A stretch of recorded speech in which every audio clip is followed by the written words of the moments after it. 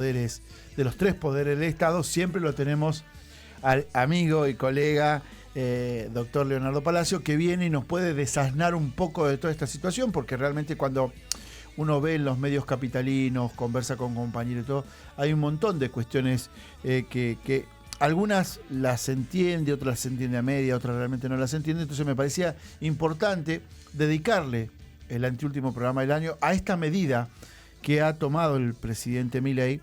Digo, que está dentro de sus facultades, el dictado de un DNU, pero me parece que este DNU, Leonardo, digo, es bastante, podríamos decir, criticable en muchos aspectos, ¿no?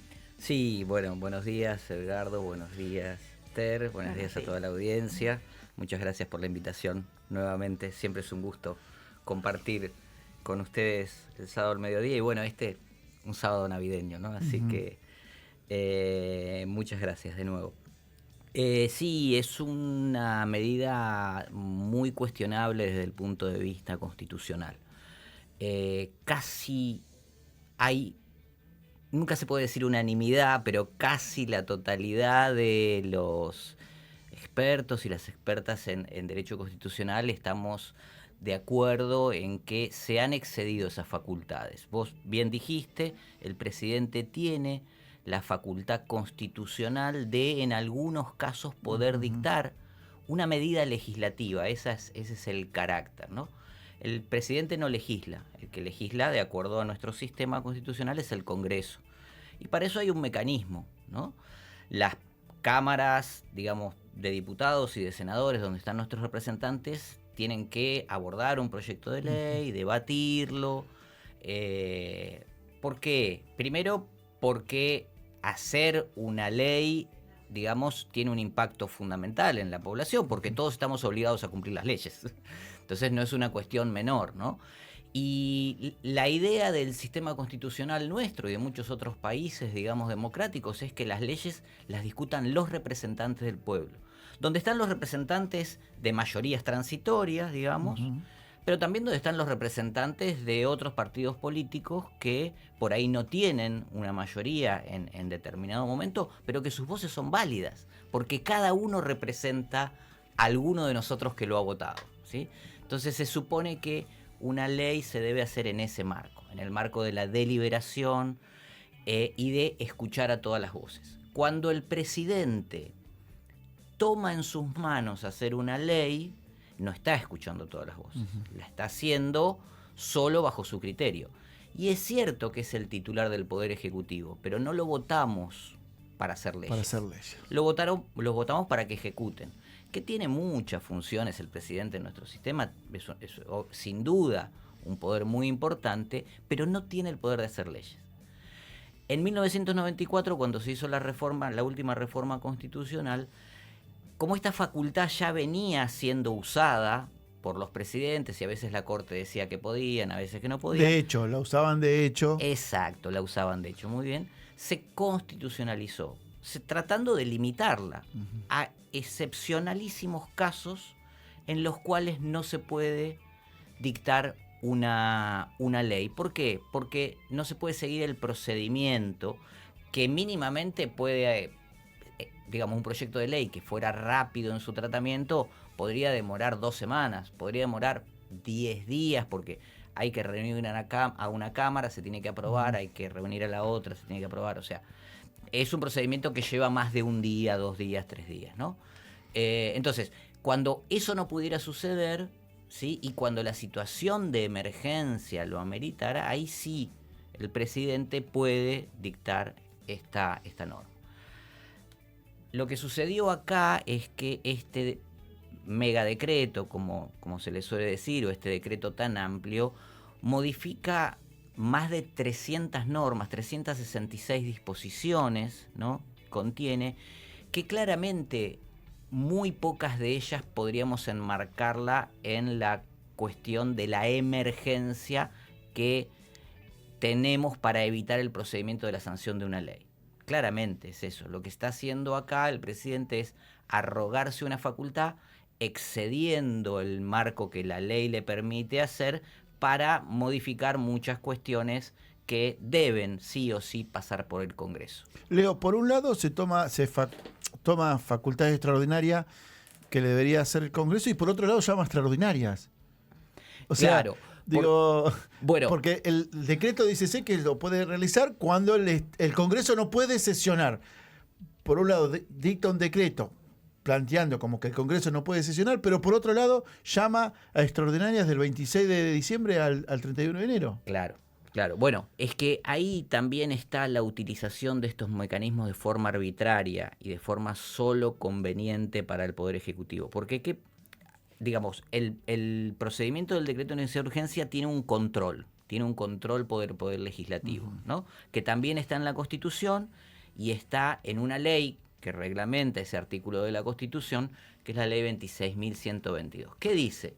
Es importante que lo sepamos, porque estamos en una, podríamos decir, en una etapa, en una lucha, donde muchos dicen, ya está en vigencia, otros dicen que no, los 8 días.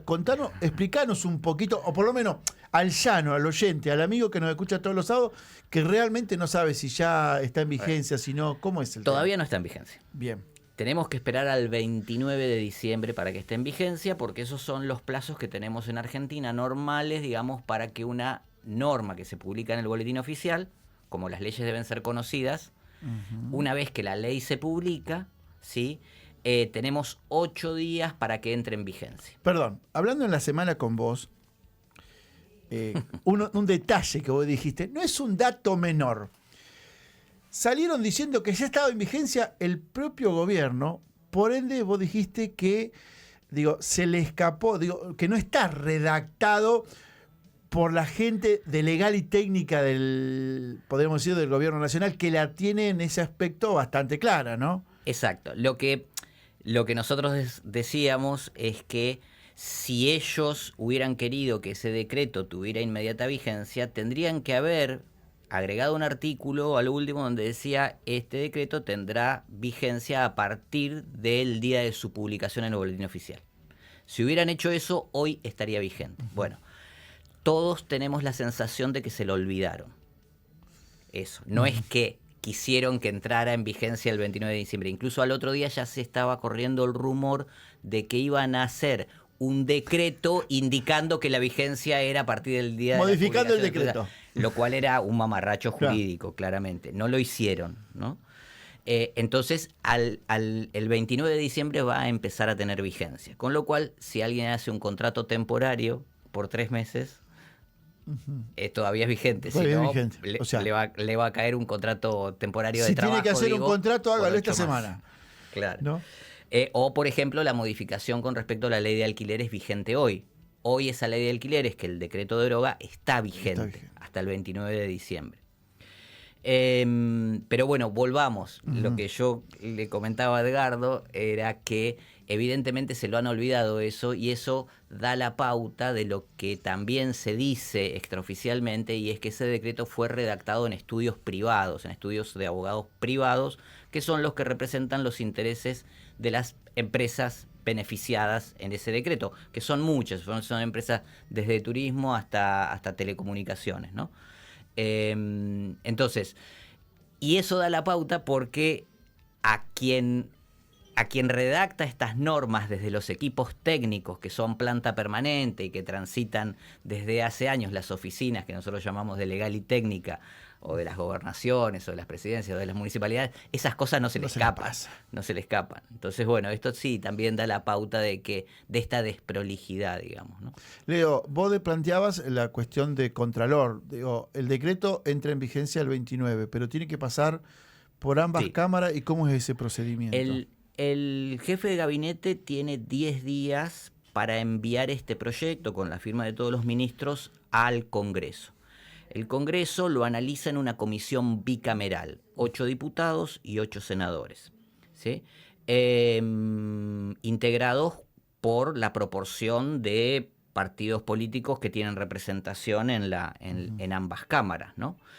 Esta comisión bicameral aconseja al pleno de las cámaras, es decir, a diputados y a senadores, que lo acepten o que lo rechacen. Si entiende que el decreto fue dictado en forma constitucional, va a hacer un dictamen de aceptación o si entiende que no, va a ser un dictamen de rechazo. ¿Es vinculante lo que El dictamen de la Cámara? bicameral no es vinculante, o sea que el Pleno lo va a tratar y se van a reunir las mayorías, pero acá hay una trampa muy importante y es por eso también que se dictó un decreto.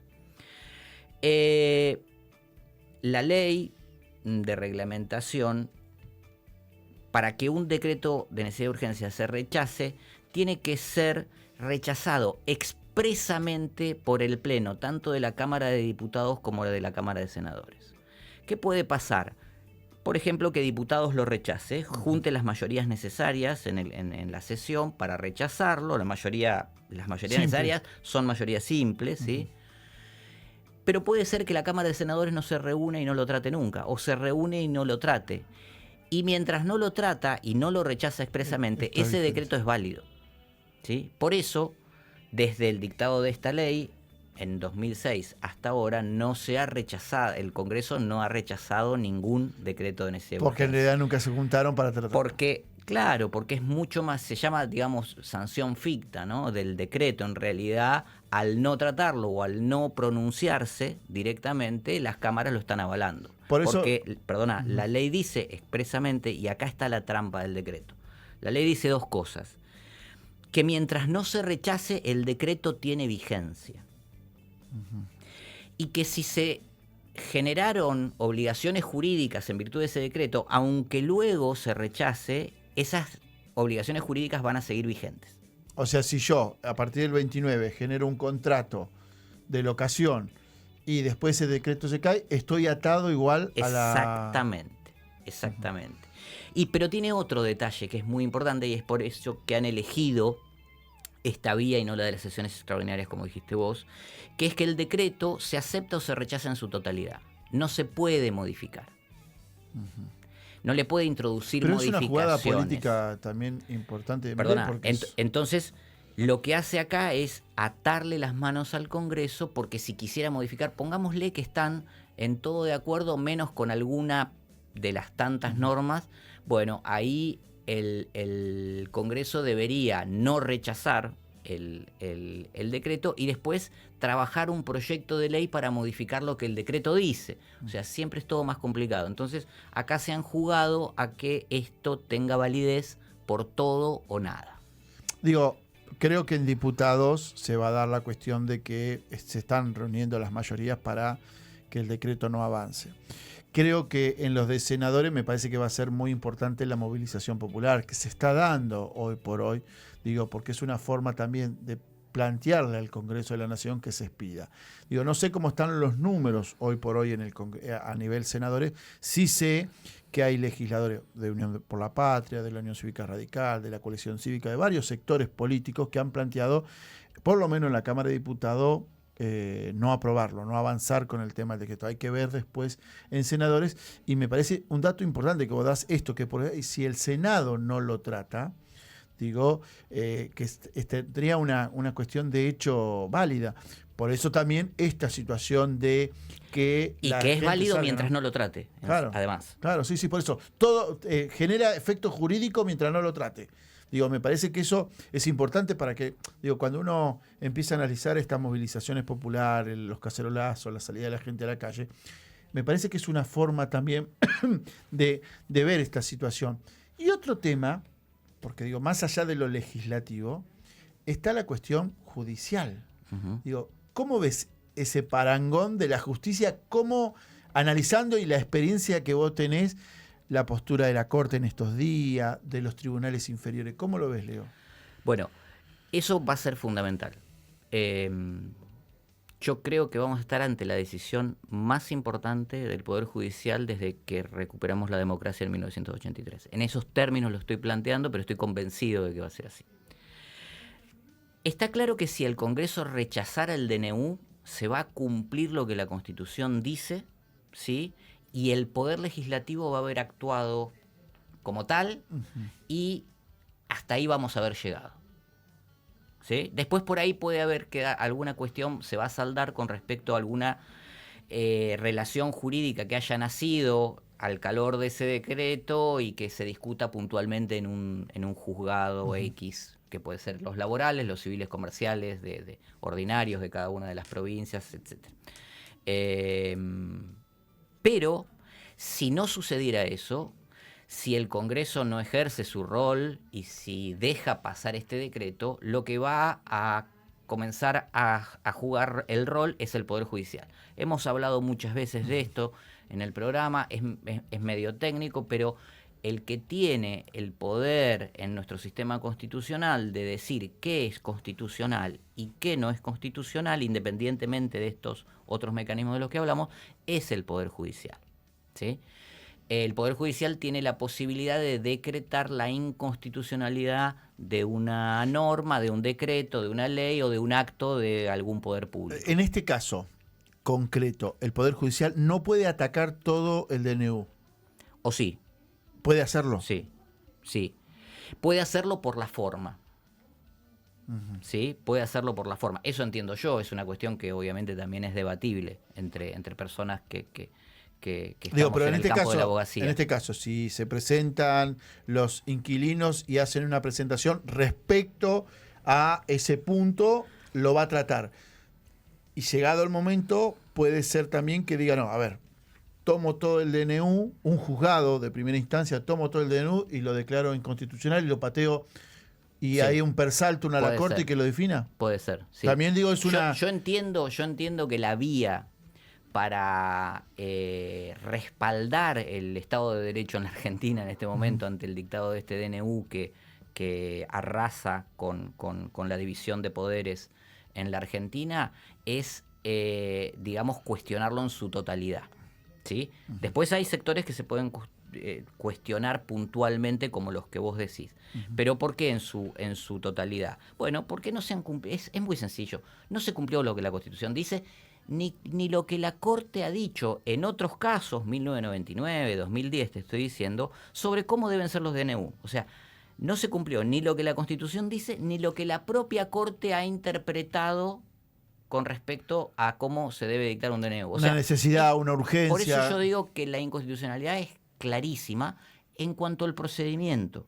En cuanto al procedimiento. Y en cuanto al procedimiento caería todo el decreto, ¿sí? Pero, ¿qué es lo que pasa acá? Lo que vos decís. Seguramente va a haber, de hecho ya hubo en Buenos Aires, ya se interpuso un amparo pidiendo la inconstitucionalidad del decreto en su totalidad. Es muy probable que se salteen las instancias, que no tenga que intervenir finalmente, o sea, que intervenga un juez de primera instancia sí o sí tiene que suceder, pero luego que ante, digamos, las circunstancias tan excepcionales y de gravedad institucional, la Corte tome en sus manos decidir finalmente en lo que se llama per saltum, saltear las instancias, en lo que finalmente ella decida la cuestión. Y yo digo que acá estamos en una decisión, la Corte lo puede hacer, y la Corte lo va a tener que hacer si el Congreso no rechaza este decreto. Yo entiendo que la Corte lo va a tener que hacer, porque independientemente de lo que diga el Congreso, la Corte es el intérprete final de la Constitución. Porque lo ha dicho la propia Corte. Nosotros a veces lo hemos cuestionado eso. De hecho, yo pienso que no debería ser la intérprete final única de la Constitución. Creo que se deberían escuchar muchas voces. Pero como la propia Corte siempre ha dicho eso, me parece que este es el momento en que se tienen que hacer cargo, independientemente de lo que diga el legislativo. Porque donde están representados todos en el Poder Legislativo, muchas normas la Corte ha declarado inconstitucional. Entonces, por más que pase ese control, la Corte se debería también abocar a tratar el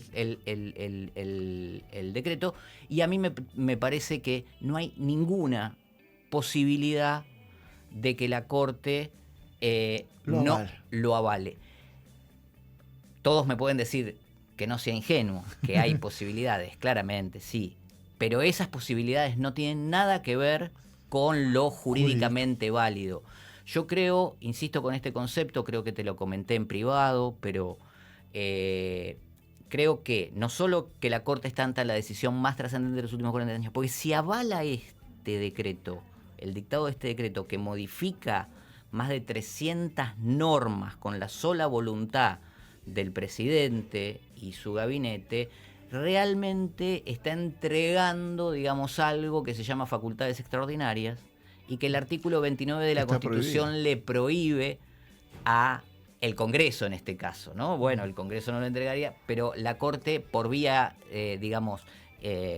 por vía indirecta, le estaría entregando la facultad a un presidente que recién inicia de gobernarnos por decreto sin la intervención prácticamente del Poder Ejecutivo en todo lo que resta de su mandato. Y eso sería gravísimo institucionalmente. Yo lo comparo con la decisión que tuvo, la nefasta decisión que tuvo la Corte en 1930, cuando ante el golpe de Estado que derrocó al presidente Irigoyen, la Corte de ese momento lo que dijo es que no se podía pronunciar sobre la legalidad del gobierno provisorio, y creó la doctrina de facto avalando ese gobierno provisorio, ese golpe de Estado que nos sumió en 50 años de institucionalidad totalmente irregular y decadente en la Argentina. Digo, por eso me parece importante, la estrategia esta de la CGT y todo, que el miércoles marchan a los tribunales. Exacto. Digo, a ver, es también una forma de meter presión desde los movimientos obreros a decir, no, mire, Corte, más allá de la presión que debe haber y que es lógico hacia los legisladores de cada espacio político, este hecho de que, bueno, que levanten la mano y que trabajen. Por otro lado, también la presión hacia la Corte, pero aparte yo creo que esto la Corte también lo debe estar midiendo y mirando, porque las movilizaciones, los cacerolazos son naturales, y yo creo que si hay algo a lo que la Corte le teme, y lo vimos cuando fue el tema del 2x1, el fallo Muña, es a la movilización de la gente en la calle. La Corte eso le inquieta, ¿no? Pero por eso también es tan importante sumar masa crítica desde todos lados, desde el periodismo, desde las organizaciones, obviamente, de los trabajadores, movimientos sociales, pero también desde las asociaciones profesionales. Los abogados y abogadas no nos podemos quedar callados ante esto. Los profesores universitarios no nos podemos quedar callados ante esto. Esa es la realidad, porque es como callar ante un golpe de Estado. Digo, no digo que sea un golpe de Estado, no estoy poniéndolo en esos términos. Pero la gravedad institucional que puede llegar a tener que este decreto sea convalidado es bastante similar, digamos. Entonces me parece que no lo podemos dejar pasar, y coincido con vos que la lucha es en dos planos, en las calles y en los tribunales, ¿no? Leo, agradecerte, me parece que ha quedado más que claro, por supuesto que la nota la vamos a subir a nuestro canal de YouTube, la vamos a viralizar, porque me parece que son conceptos bajados al llano, que cualquier amigo oyente o amiga oyente lo puede entender. Se vienen semanas o días bastante movidos, fines de año para la Argentina, los diciembre siempre son bastante complicados, pero bueno, me parece que te vamos a tener que volver a convocar en pocos días para ir viendo cómo se va dando el tema, pero bueno, agradecerte la posibilidad de la nota, que te acerques hasta el estudio, y bueno, iremos viendo cómo se va desarrollando esto, y también tomando nota de lo que nos has planteado, y en algún momento que nos puedas volver a acompañar en el estudio y ir viendo cómo se va dando la situación. Por supuesto, ¿sí? A disposición. El agradecido soy yo. Bueno, el doctor Leonardo Palacio, columnista, podríamos decir, exclusivo en temas constitucionales de Propuesta Joven,